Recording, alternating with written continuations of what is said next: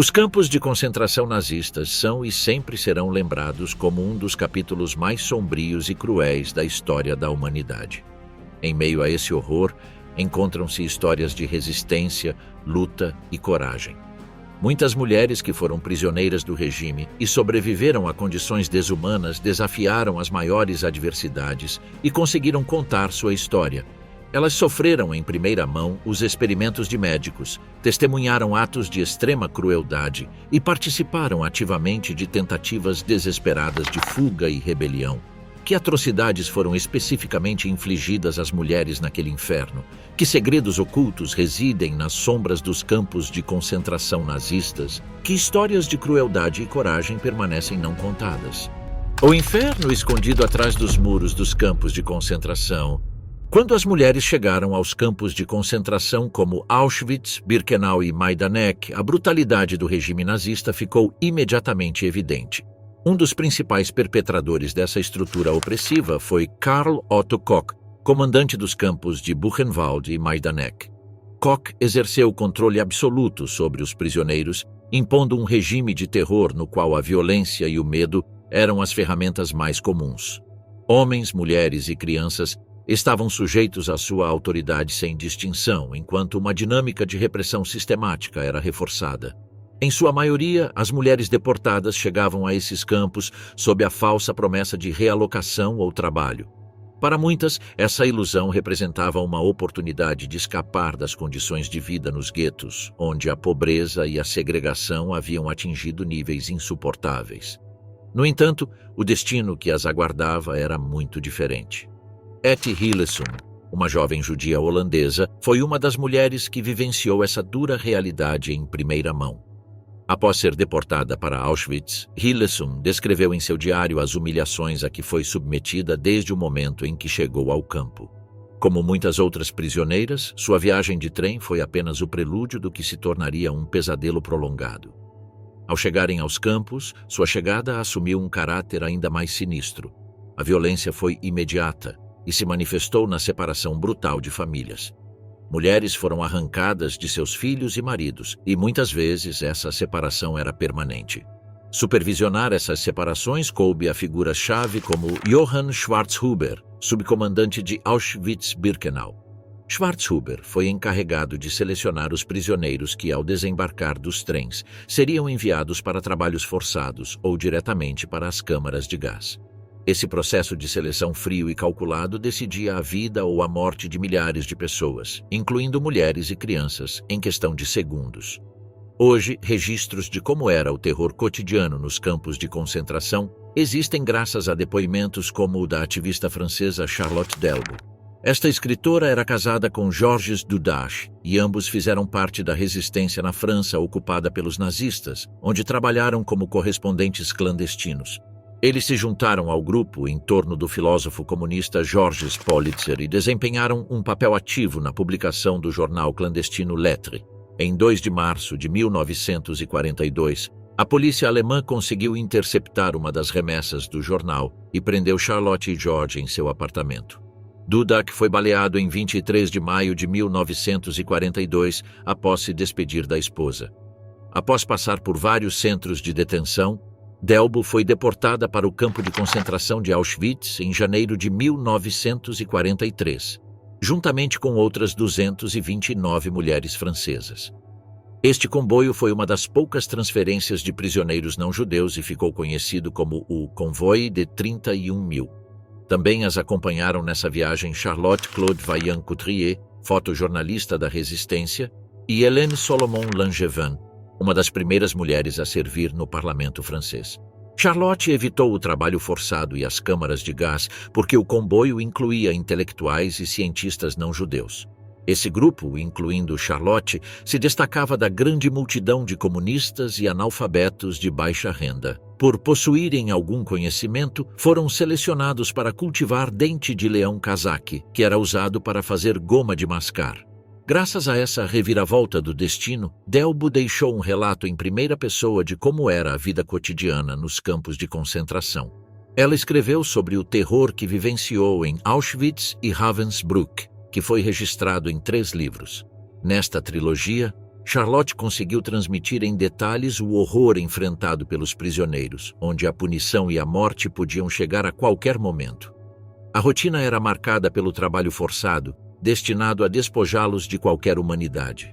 A experiência que ela vivenciou em primeira mão em Birkenau e Ravensbrück foi tão traumática que, ao fim da guerra e ao saber que a União Soviética utilizava campos de concentração, ela abandonou para sempre seu ativismo comunista. A besta e a hiena, mulheres a serviço do terror nazista. Parte do sofrimento vivenciado pelas mulheres se deve ao fato de os nazistas não fazerem distinções entre gêneros ou sexos. Era essencial para eles submetê-las a uma rotina de exaustão física e mental. Mas a tarefa de escravizar e torturar prisioneiros também não se limitava aos homens. Por exemplo, com apenas 25 anos, Hildegard Neumann se destacou como chefe da guarda em Ravensbrück. Devido ao seu comportamento e tratamento aos prisioneiros, foi promovida a Oberaufseherin no campo de concentração de Theresienstadt. Nascida na Tchecoslováquia, Hilda encarou essa transferência como uma promoção, pois lhe permitiu ficar muito mais próxima da família. Como Oberaufseherin, ela comandava 30 guardas e mais de 20.000 prisioneiros judeus. De acordo com os registros, acredita-se que ela tenha participado da deportação de mais de 40.000 mulheres para os campos de concentração de Auschwitz e Bergen-Belsen, onde a maioria foi eventualmente assassinada. Sua tarefa envolvia supervisionar e guardar os prisioneiros durante suas longas horas de trabalho dentro dos campos de concentração e do gueto de Terezin. Ela é conhecida por ter facilmente permitido assédio e tortura, pois em sua esfera havia guardas que entraram para a história por sua crueldade e prazer em enfrentar a tortura. Entre eles estavam Kaelia Rojo, apelidada de O Terror dos Prisioneiros, e Hildegard Mende, também conhecido como a Besta. O paradeiro de Hildegard Neumann nunca mais foi conhecido. Apenas se sabe que ela escapou do campo em maio de 1945. Algumas fontes afirmam que ela pode ter morrido em 5 de novembro de 2010, embora não haja informações precisas. Devido à falta de informações, ela nunca foi julgada por crimes de guerra. Ela é acusada de ser cúmplice na morte de mais de 55.000 pessoas que morreram no campo de concentração de Theresienstadt. Quando se trata de infligir tortura, poucas mulheres se comparam a Irma Grese, também conhecida como a hiena de Auschwitz ou a Bela Fera. Grese gostava de infligir tortura física e psicológica. Alguns historiadores sugerem que seu comportamento pode estar relacionado ao seu fanatismo pela ideologia nazista. A carreira de Irma começou ainda jovem. Aos 18 anos, ela se voluntariou para o campo de concentração de Ravensbrück, algo que seu pai a proibiu de fazer, o que culminou na expulsão de Irma de casa. Irma denunciou o pai, que acabou preso. Em 1943, Irma ingressou no campo de Auschwitz como guarda e, no final do mesmo ano, ascendeu ao cargo de supervisora. Ela foi a segunda mulher mais jovem a ocupar o posto mais alto em um campo de concentração. Aos 20 anos, supervisionou mais de 30.000 prisioneiros de origem judaica. Ela foi presa em 1945 por soldados britânicos e julgada em Nuremberg. Grese era conhecida nos campos de concentração por assassinar suas vítimas atirando nelas com cães e por atirar em detentos a sangue frio. Ela também foi acusada de torturar crianças, abusar sexualmente de detentos e chicotear prisioneiros até a morte. Aos 22 anos, ela foi a mulher mais jovem a ser enforcada sob a lei britânica. Ela foi executada em 13 de dezembro de 1945, em Hamelin, Alemanha. Inferno na Terra, experimentos médicos em mulheres. Em um campo de concentração nazista, o sofrimento físico não se limitava à brutalidade do trabalho forçado ou às condições de vida desumanas. Muitas mulheres, às vezes escolhidas arbitrariamente ou às vezes por certas características específicas, tornaram-se vítimas de experimentos médicos atrozes. Médicos do Terceiro Reich, sob o falso pretexto de buscar respostas científicas, usaram essas prisioneiras como ratos de laboratório para validar até as teorias mais distorcidas em nome da ciência. Um dos lugares mais sinistros onde esses experimentos foram realizados foi Auschwitz e Birkenau. Karl Klauberg, um ginecologista, foi responsável pelos experimentos mais desumanos registrados no século XX. No bloco 10 de Auschwitz, Klauberg investigava a esterilização em massa, especialmente de mulheres jovens. Entre 1942 e 1945, milhares de mulheres foram injetadas com substâncias químicas que causaram inflamações e infecções graves, resultando, por fim, na morte das prisioneiras. O objetivo era bastante simples. O Partido Nazista precisava encontrar métodos de extermínio que fossem além do aparato repressivo. Com esses experimentos, eles buscavam descobrir um método rápido e barato para esterilizar mulheres sem cirurgia, eliminando a possibilidade de gerar filhos daquelas consideradas inaptas pela ideologia nazista. Poucas mulheres sobreviveram a esse tipo de tortura que deixou cicatrizes físicas e emocionais que carregaram para o resto da vida. As mulheres que Klauberg injetou suplementos químicos para esterilizar carregavam um trauma psicológico eterno, sabendo que nunca mais poderiam ter filhos. O nome de Mengele era amplamente conhecido em todo o quartel, e a simples menção dele causava arrepios. Sua equipe incluía prisioneiros judeus com vasta experiência médica, o que rapidamente espalhou a notícia sobre o que estava acontecendo em seus laboratórios. Miklos Niesli era um médico húngaro preso em Auschwitz por sua ascendência judaica. Ele começou a trabalhar tratando os doentes e os fracos dentro do quartel. Seu trabalho era tão extenso que, com tão poucas ferramentas, o próprio Mengele o convidou para ser seu assistente na sala de cirurgia. Niesli é uma das pessoas que conseguiu sobreviver ao campo de concentração e relatar as atrocidades perpetradas pelo Anjo da Morte em seus experimentos. Em seu livro, Miklos descreve em detalhes o fascínio de Mengele por casos de gêmeos ou pessoas com anormalidades físicas. Com o objetivo de compreender a origem dessas características genéticas e descobrir o segredo da clonagem, Mengele realizou experimentos macabros e completamente desumanos. Um dos casos mais famosos é o da família Ovitz, especificamente das irmãs Ovitz. Esta família judia de origem romena era conhecida pelo seu nanismo, mas sobretudo por ser uma família judia de artistas. Havia 10 membros no total, 7 deles com acondroplasia, nanismo, e 3 de estatura média. Os Ovitz foram deportados para Auschwitz em 1944 e, em vez de serem enviados para a câmara de gás por serem inaptos para trabalhos forçados, foram especificamente selecionados por Mengele para participarem nos seus macabros estudos genéticos. Irmãs Ovitz foram submetidas a experimentos horríveis, aspirações espinhais, extrações de medula óssea e exames oftalmológicos, todos realizados sem anestesia. O objetivo dessas torturas era desvendar as causas genéticas do nanismo. Além dessas sessões de tortura, as irmãs Ovitz conseguiram sobreviver à guerra, mas as memórias dos experimentos as assombraram para sempre. Sua resiliência também é um símbolo e um testemunho de como a coragem se mantém diante do horror. Mas Auschwitz não era o único inferno na Terra. Ravensbrück também foi palco de horríveis atrocidades humanas. Sob a direção de Karl Gebhardt, os prisioneiros eram submetidos a procedimentos cirúrgicos sem anestesia. O objetivo era testar a eficácia de diferentes tratamentos para infecções, como um método experimental que pudesse ser usado posteriormente em situações mais extremas, longe de hospitais, como no campo de batalha. Muitas mulheres tiveram seus ferimentos infectados deliberadamente com bactérias, cacos de vidro ou metal, apenas para ver como seus corpos responderiam aos tratamentos experimentais. Entre as mulheres que sofreram esses testes estava Jadwiga Dzido, uma jovem polonesa, foi submetida a vários experimentos cirúrgicos. Um ferimento na perna de Dzido foi deliberadamente infectado com bactérias e solo contaminado, e vários tipos de cirurgias foram então realizados nela. Durante os julgamentos de Nuremberg, ela mesma exibiu as cicatrizes deixadas por essas torturas, testemunhando ao mundo sobre as atrocidades que sofreu em Ravensbrück. Mulheres em papéis de resistência.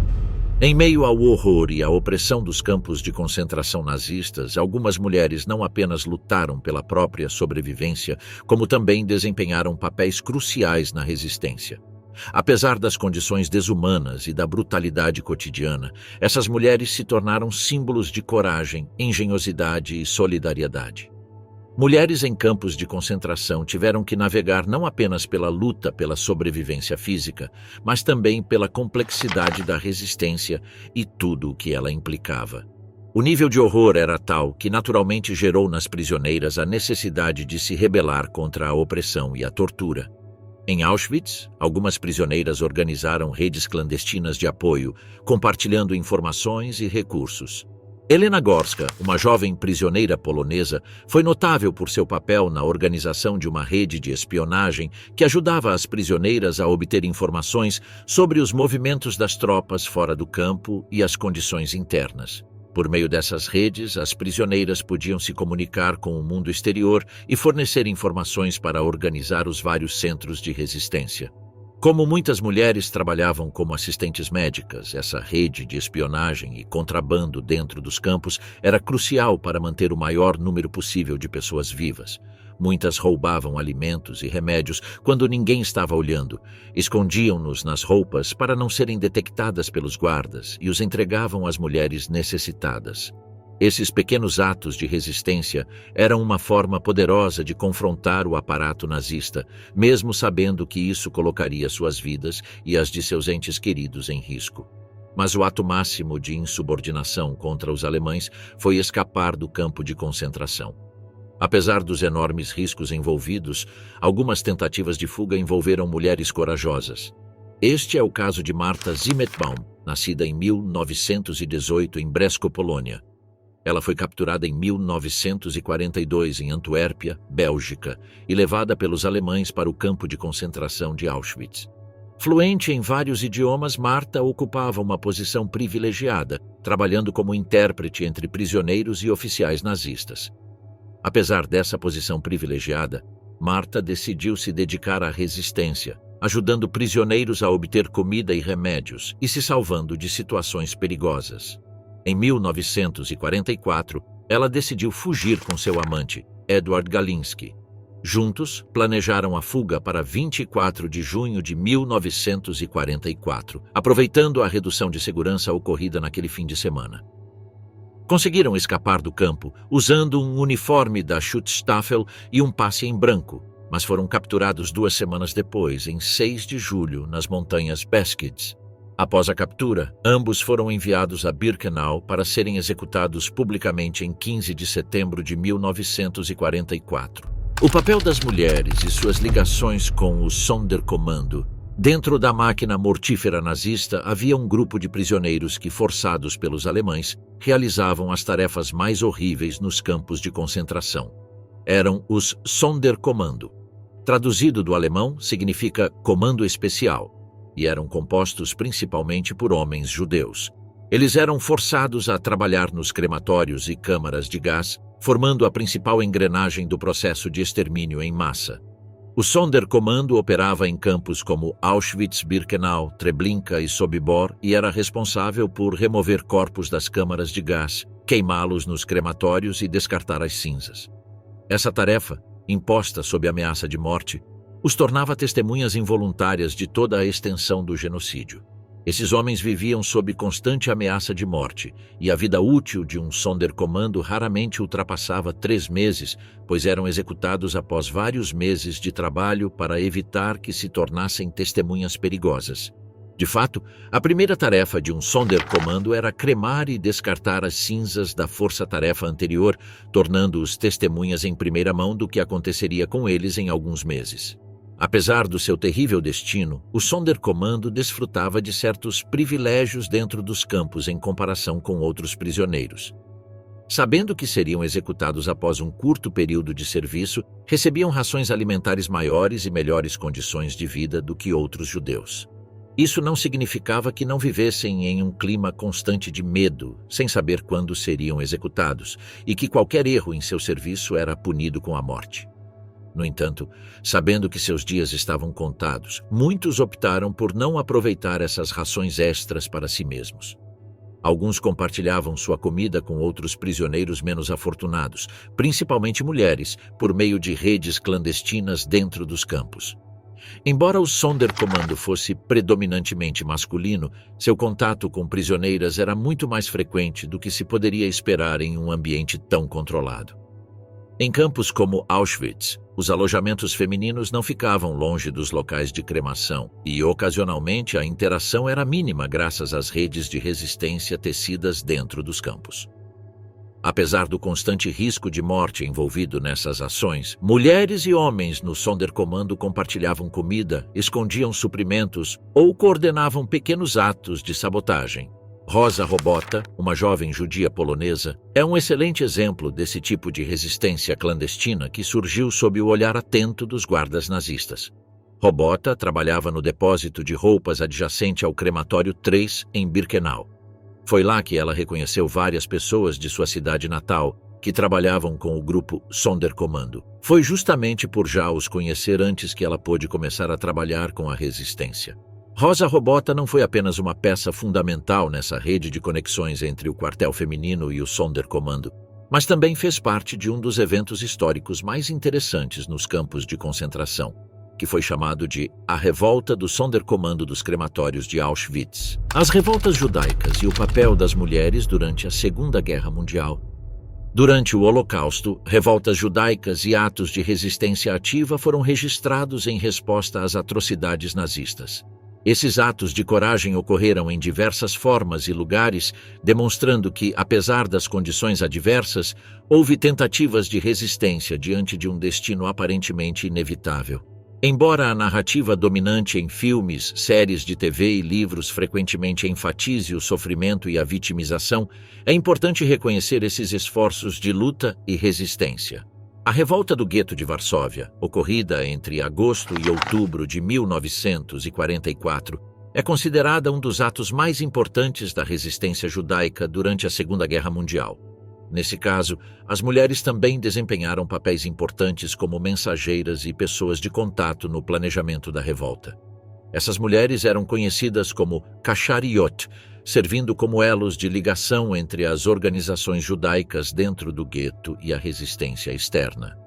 Figuras-chave nesse papel foram Zivia Lubetkin e Tosia Altmann, ambos membros importantes de organizações de resistência juvenil como a Organização de Combate Judaica e Dror, um grupo sionista socialista. Zivia é uma das líderes mais importantes da Organização de Combate Judaica e uma das fundadoras da resistência do gueto de Varsóvia. Altmann, por sua vez, foi uma figura-chave, pois era responsável pela coordenação e distribuição das armas que entravam no gueto. Após a revolta, ela foi capturada pelos nazistas e morreu em decorrência dos ferimentos sofridos ao tentar escapar. Mas as mulheres também tiveram um papel ativo nas revoltas, participando da luta armada. Frunka Plotnicka e Mire Gola lutaram lado a lado com os homens nas ruas do gueto, defendendo posições de resistência contra as forças nazistas. Embora a historiografia tradicional enfatize a liderança masculina na revolta, muitas mulheres desempenharam um papel fundamental nos combates. Outra das revoltas mais chocantes da resistência judaica foi a de 7 de outubro de 1944, em Auschwitz-Birkenau. Este é considerado o maior ato de resistência dentro de um campo nazista. Foi planejado por vários prisioneiros do campo, com os prisioneiros do Sonderkommando, que trabalhavam no crematório 4, desempenhando um papel fundamental. Após meses de preparação e sabendo que seus dias estavam contados, eles decidiram que não morreriam sem lutar. Mas, para que essa revolta acontecesse, precisavam da ajuda extra das prisioneiras. Essas mulheres trabalhavam em uma fábrica de munições dentro do campo e arriscavam suas vidas contrabandeando pequenas quantidades de pólvora para os prisioneiros do Sonderkommando. Entre as corajosas mulheres estavam Rosa Robota, Esther Waschk-Blum, Ella Gärtner e Regina Saphirstein. Elas corajosamente conseguiram esconder a pólvora em suas roupas e, assim, contrabandear a matéria-prima necessária para o Sonderkommando fabricar explosivos a serem detonados no crematório 4. O objetivo era duplo. Primeiro, explodir o crematório, o que, embora não encerrasse o extermínio em massa, reduzia temporariamente a capacidade do campo de realizar assassinatos em massa. Lembre-se, os crematórios e as câmaras de gás funcionavam 24 horas por dia, constantemente em operação para exterminar o maior número possível de pessoas. O outro objetivo era criar uma distração para que pudessem apreender o máximo de armas possível dos guardas nazistas, libertar o máximo de prisioneiros possível e escapar para o mais longe possível do campo de concentração. O objetivo final era contatar os combatentes da resistência fora dos campos de concentração. Finalmente, em 7 de outubro de 1944, a pólvora foi convertida em granadas improvisadas que o Sonderkommando conseguiu infiltrar em uma das câmaras do crematório. O fogo do crematório ativou os explosivos, explodindo o crematório e destruindo a câmara de gás adjacente. Isso desencadeou a revolta, na qual os homens do Sonderkommando lutaram com as poucas armas que possuíam, conseguindo matar vários guardas nazistas. No entanto, apesar da magnitude da explosão e da organização, a resistência foi rapidamente esmagada pelas forças alemãs. As consequências desse ato de resistência foram rápidas. Rosa Robota, Esther Weissblum e as outras mulheres foram presas logo após o levante. Apesar de terem sido brutalmente torturadas, nenhuma delas traiu seus companheiros. Elas pagaram o preço máximo por sua bravura. Foram enforcadas em 6 de janeiro de 1945, poucas semanas antes da libertação do campo. Mesmo assim, seu sacrifício não foi em vão. Esses atos de resistência mostraram ao mundo que, mesmo nas condições mais desumanas, é possível lutar em nome da dignidade e da justiça. Revolta de Sobibór e o papel das mulheres. Em 14 de outubro de 1943, em um canto da Polônia ocupada pelos nazistas, ocorreu um dos atos de resistência mais chocantes da Segunda Guerra Mundial, a Revolta de Sobibór.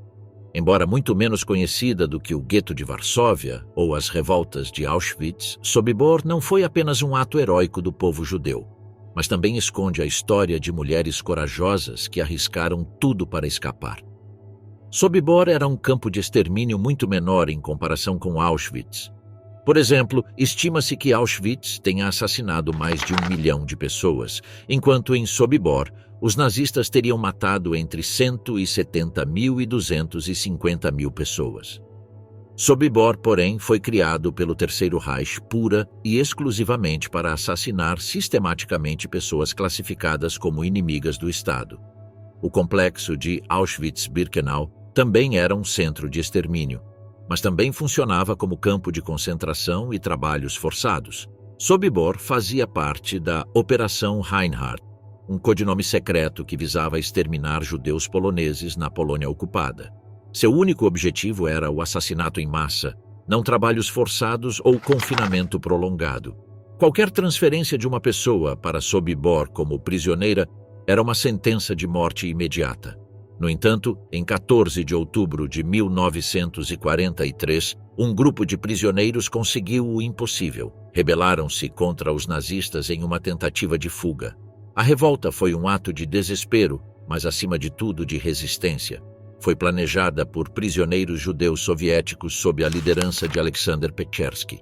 Os prisioneiros rapidamente perceberam que Sobibór não era um campo de trabalho, mas um centro de extermínio, e precisavam escapar o mais rápido possível.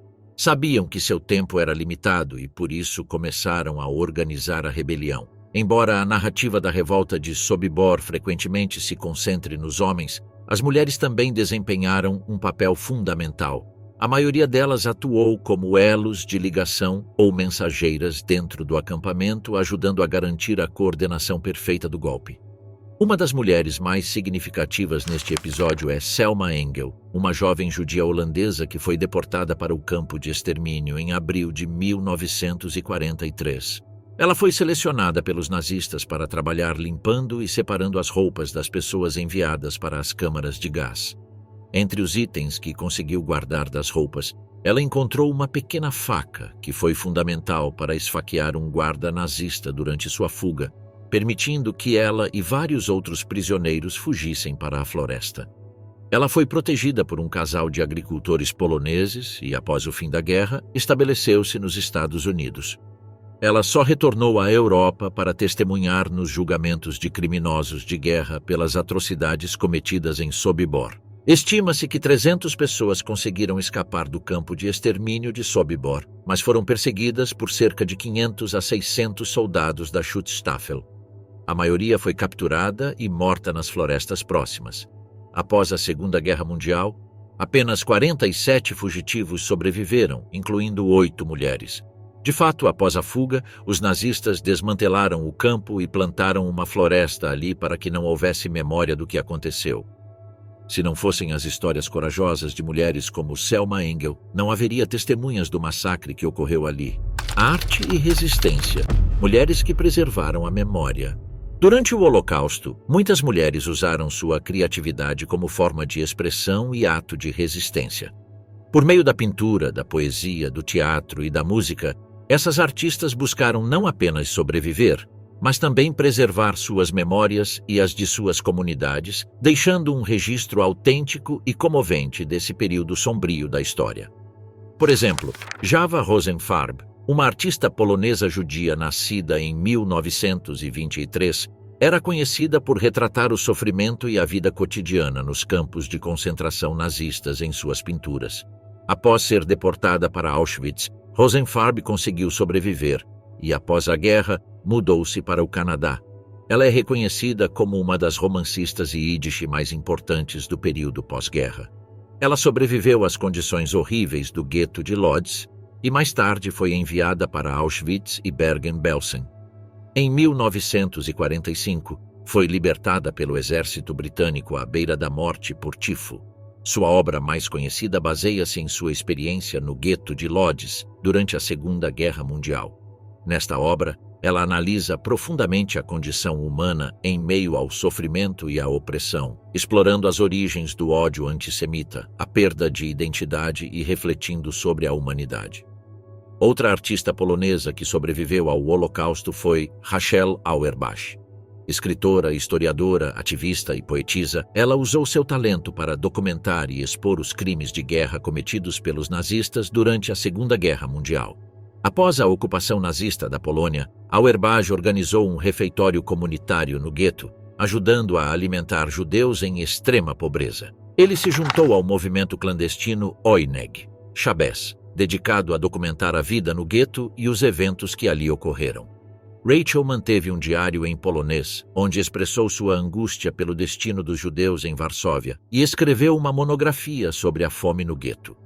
Embora tenha escapado da grande deportação de 1942, Auerbach coletou depoimentos de judeus que escaparam de Treblinka, preservando a memória histórica de seu povo.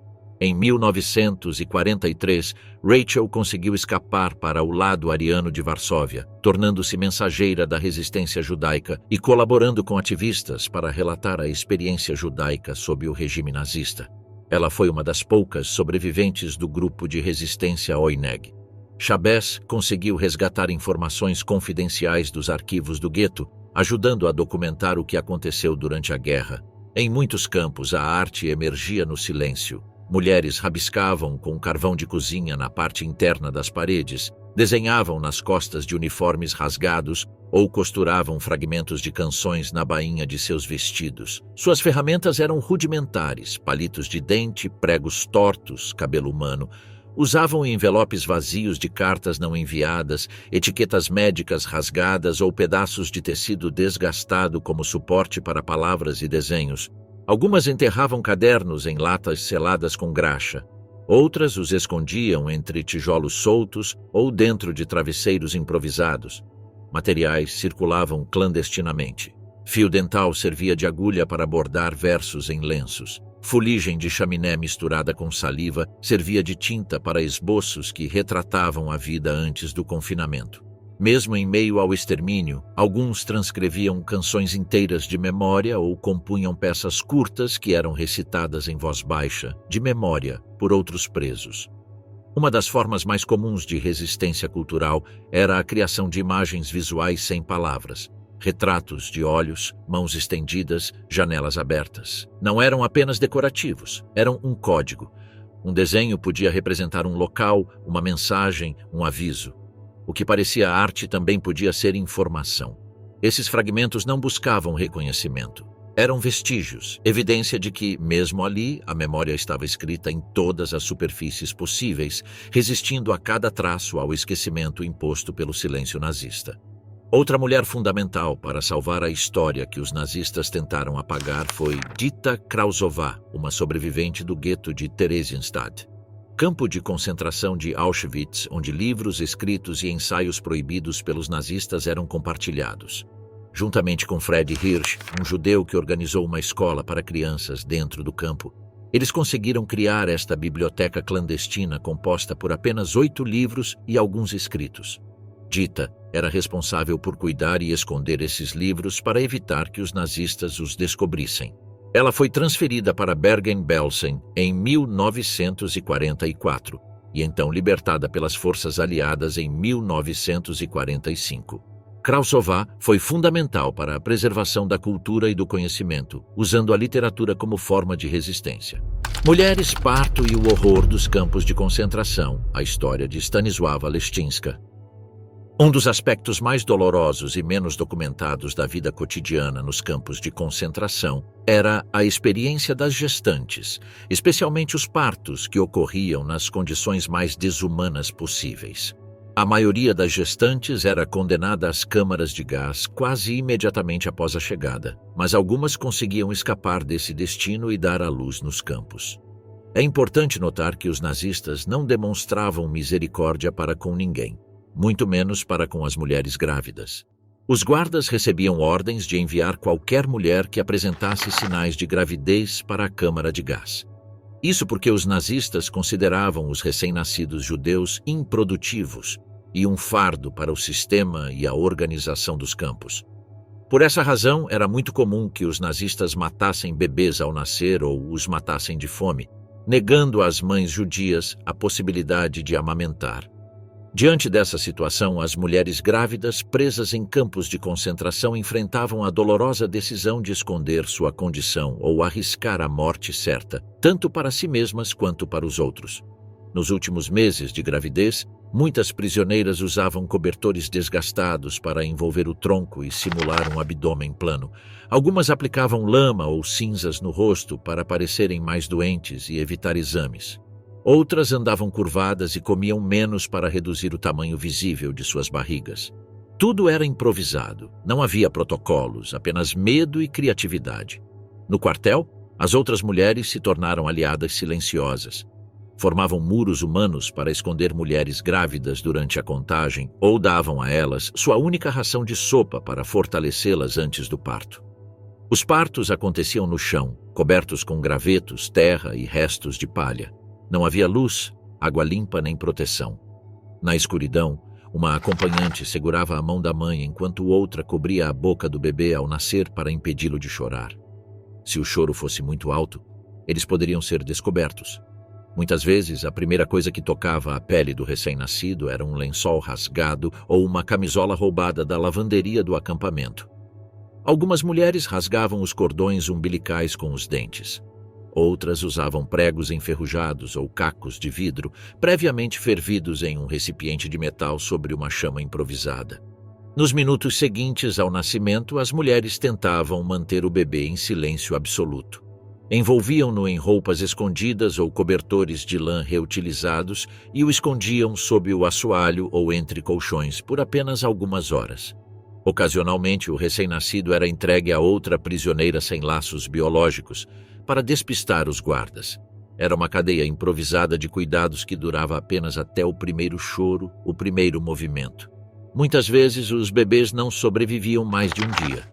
Quando a situação se tornou insuportável, algumas mães enterraram seus filhos secretamente usando colheres tortas ou as próprias mãos. Elas escolheram cantos escuros do quartel ou os arredores do campo.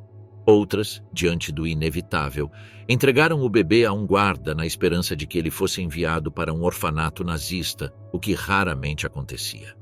A maioria dos recém-nascidos era executada ou abandonada sob ordens diretas.